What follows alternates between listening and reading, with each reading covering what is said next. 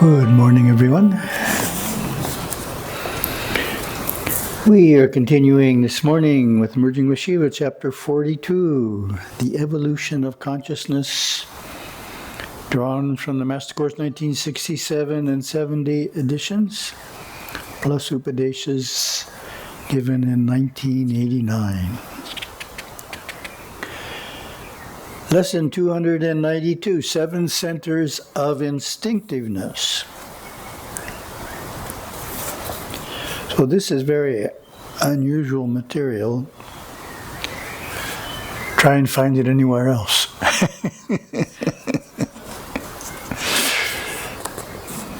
I looked in the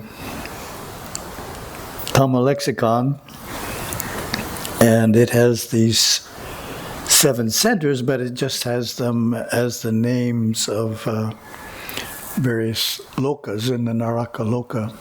It doesn't relate them to the chakras like this does. The 7 chakras or talas below the spine down to the feet are all seats of instinctive consciousness. The origin of fear, anger, jealousy, confusion, selfishness, absence of conscience, and malice. Quite a list. First chakra below the mūlādhāra, called atala, and located in the hips, governs the state of mind called fear. When someone is in this consciousness, he fears God as well as other people, even himself at times. In the chakra below that, called vitala, and located in the thighs, anger predominates. Anger comes from despair or the threatening of one's self-will. When people are in this consciousness, they are even angry at God. With their wrath, they often strike out at those around them, leaving a trail of hurt feelings behind them. From sustained anger arises a persistent, even burning sense of resentment. Third chakra below the mūlādhāra, called sutala and located in the knees, governs jealousy. Jealousy is actually a feeling of inadequacy, inferiority, and helplessness. When mixed with anger, it causes terrible reactions within the nerve system of the astral body. When people are in the consciousness of this chakra, they often deny the existence of God and are contentiously combative with one another.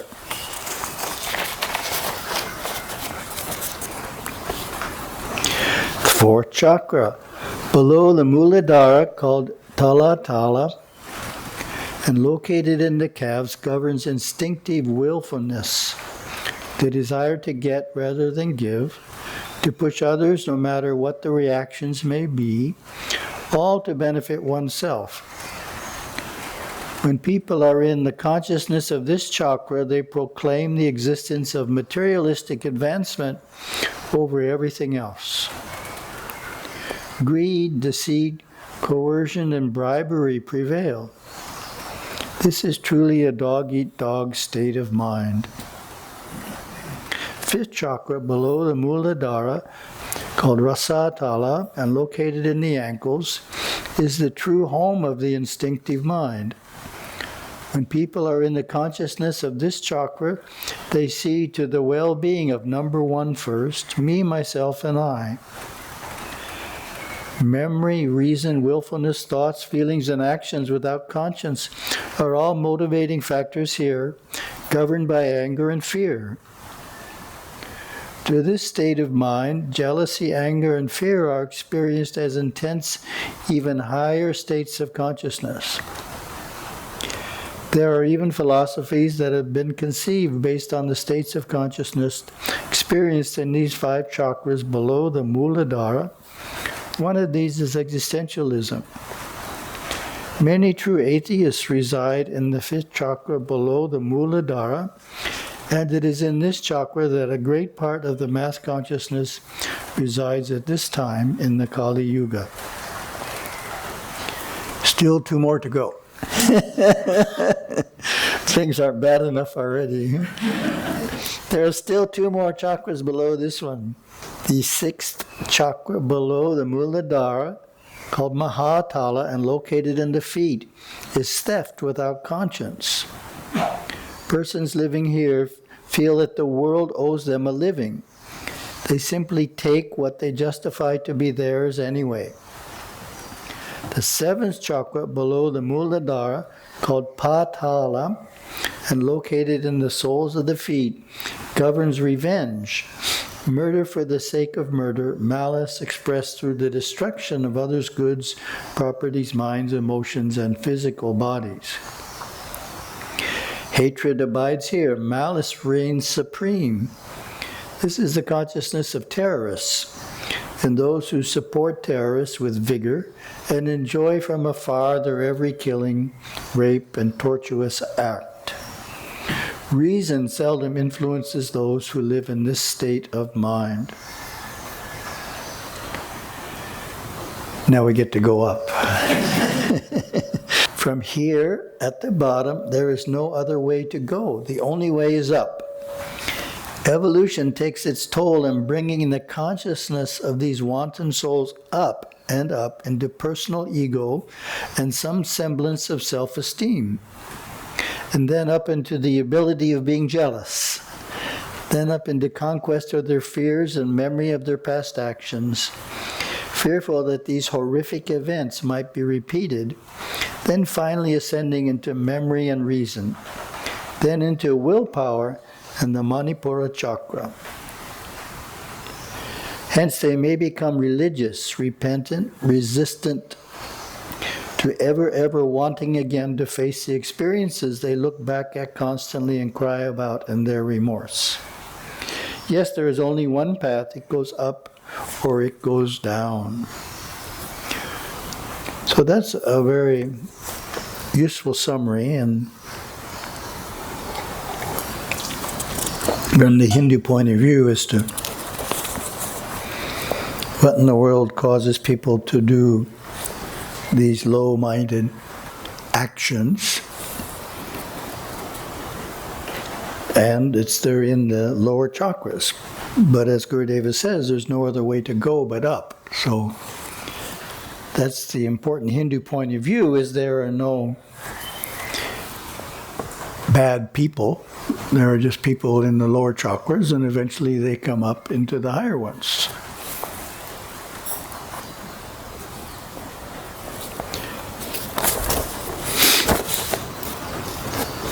Here in the Manipura chakra, which coordinates with the chakra of memory, they are ready to practice prayaschitta, penance, whatever it takes to extract the emotion from the memories which are tangled together deep in the subconscious. So that's always what we have to remember when it comes to Pasana Daha Tantra. We're not trying to forget what happened. We're not trying to erase the memory. We're trying to take the emotion out of it.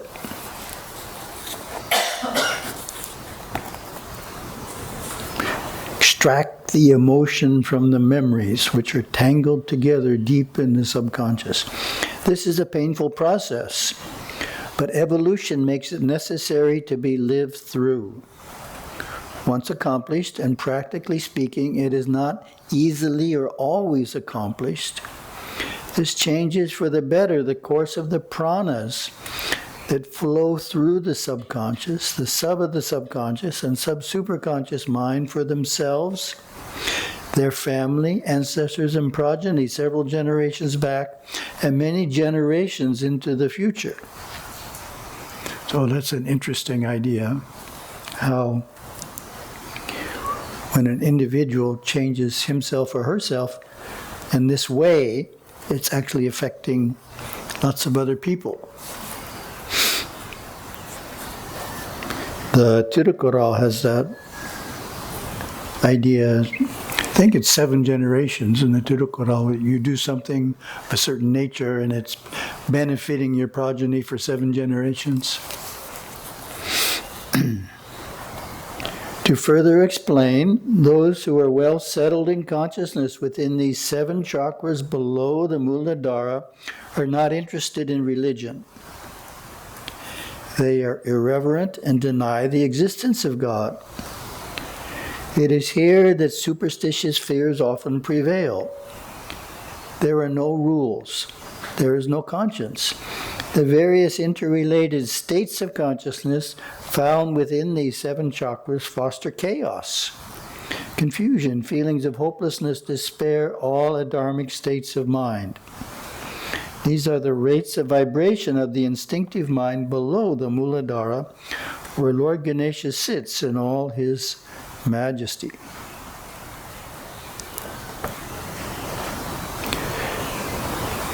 So what I found is that it's the top 3 of those 7 that below that individuals who are interested in religion still can experience on occasion, but they don't go below that. So the ones that religious people are still dealing with to one degree or another are the first one, atala, fear and lust; 2, vitala, raging anger; 3, sutala, retaliatory jealousy. So sometimes people think because they got slightly angry, they must be down in that chakra. But this says raging anger. This is when somebody's really out of control, breaking things, and might not even remember what he or she did the next day because they've lost their below memory. So those are the ones we're trying to close off. And the next lesson, 293, consciousness and the chakras.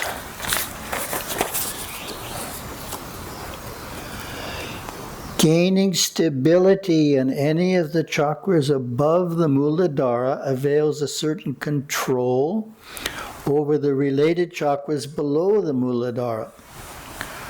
For example, the mūlādhāra has power over the 2nd, 4th, and 6th chakras below the base of the spine, the centers of anger, confusion, and absence of conscience.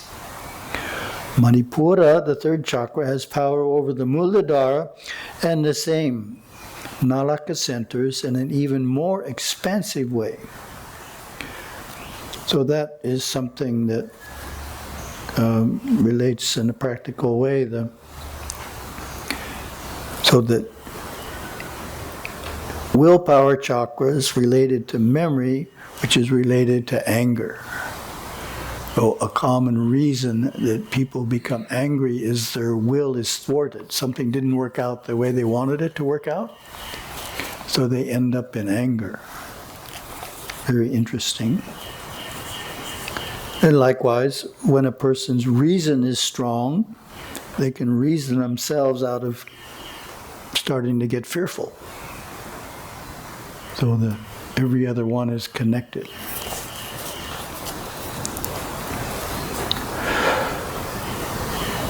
The reason center, Swadhisthana, chakra 2, controls the centers of fear, jealousy, and so on. The cognition, seeing through worldliness chakra, anahata, the 4th center above the mūlādhāra, controls the reason chakra and the centers of fear, jealousy, egotistic self-preservation, and so on. But one other point is the Manipura, memory, mūlādhāra, anger, divine love are more outgoing, whereas the ajna, anahata, swadhisthana, and fear are more internalized. So they have a similar nature. All the chakras indeed are functioning in everyone, as everyone has willpower, memory, reason, and so on, but each soul has a home base. The ahimsa person whose home base is anahata chakra would not harm others because he perceives the unity of all. The person living in the ajna chakra above could never harm others because he is immersed in divine love.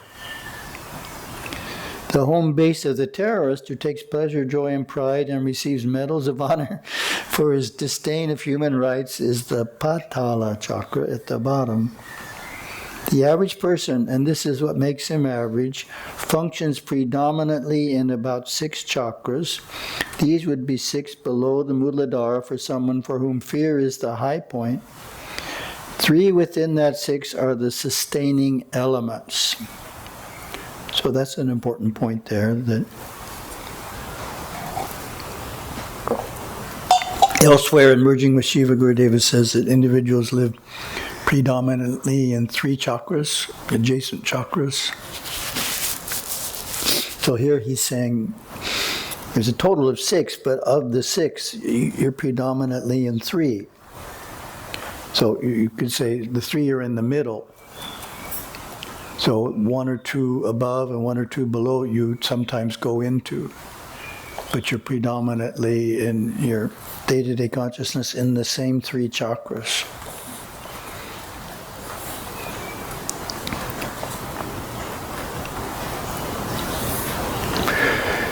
And back to the text. The upper 7 chakras spin clockwise, and this spinning creates the shanti, or ever-growing peace within an individual dominated by them. The lower 7 spin counterclockwise and thus produce an ever-growing turmoil within one so affected. The vulnerable part of spiritual unfoldment is when someone is in the higher chakras, for example, will and reason, and has 1 or more lower chakras open as well. This means one set of chakras is spinning clockwise and the other is spinning counterclockwise, which accounts for great mood swings, elation, depression, self-adulation, self-condemnation. So Brahmadvara, the doorway to the Narakaloka just below the mūlādhāra, has to be sealed off so that it becomes impossible for fears, hatreds, angers, and jealousies to arise. Once this begins to happen, the mūlādhāra chakra is stabilized, and the renegade becomes a devotee of Lord Ganesha. You cannot come to Ganesha in love and respect if you are an angry or jealous person. That is our religion. And my comment is that is a very important theme in Gurudeva's presentation of the chakras is let's not worry about stimulating the higher ones, let's close off the lower ones first here. So how do we do that? Well, that's all the techniques in Merging with Śiva, but one of the important points is the worship of Lord Ganesha. We need to worship Ganesha and really attune to his vibration, and that helps us stabilize awareness in the mūlādhāra chakra and not drop below it.